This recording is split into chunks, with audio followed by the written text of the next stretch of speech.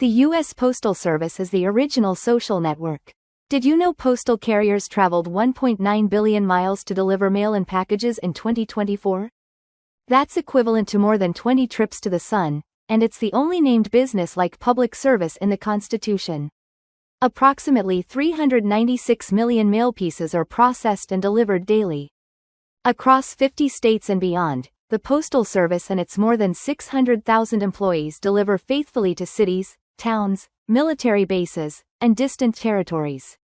They are a lifeline to rural America, supporting a vast postal-reliant industry with revenues of $1.9 trillion, accounting for 6.5% of GDP, and employing nearly 8 million workers nationwide, many of whom are represented by the Coalition for a 21st Century Postal Service, C21. Businesses, large and small, nonprofits, and charities depend on the USPS for affordable and reliable service. How does this work? Established by Congress, the Postal Service provides universal service, delivering to everyone, everywhere, 6 and often 7 days a week. The Postal Service is overseen by an 11-person, bipartisan board of governors, with a Postmaster General serving as the CEO. This board operates similarly to a board of directors, but there are a few key differences. The President appoints 9 governors, who are confirmed by the Senate, to 7-year terms. Governors hire the Postmaster General and the Deputy Postmaster General, who serve at the pleasure of the governors.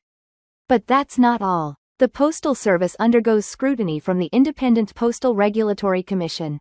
The President appoints 5 bipartisan commissioners, with Senate approval, to 6-year terms.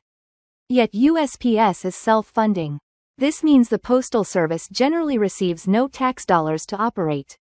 It relies on the sale of products and services to fund all operations. However, the Postal Service has faced significant financial challenges. Ballooning costs, growing competition, digital diversion, and declining business threaten this American institution. The Postal Service created an ambitious 10-year strategic plan, Delivering for America, to re-envision and modernize its entire operation for financial sustainability and service excellence. It anticipated growth in packages to offset losses in mail. Unfortunately, after 4 years of implementing the new plan, service has degraded, volumes of mail and packages are declining, and revenues, despite aggressive price increases, have remained flat. DFA must have a strategic pause and re-evaluation. There is some good news. A new Postmaster General has just taken office and will bring a fresh perspective to all the challenges confronting USPS and the DFA. C21 wishes David Steiner all the best, and can be both a resource and source of expertise as he works through these problems.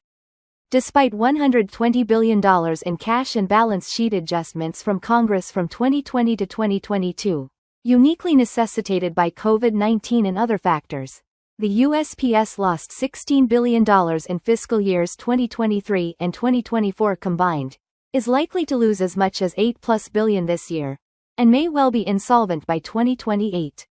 So, while 2022's Postal Service Reform Act was a landmark achievement, more will need to be done by Congress. C21 stands ready to help.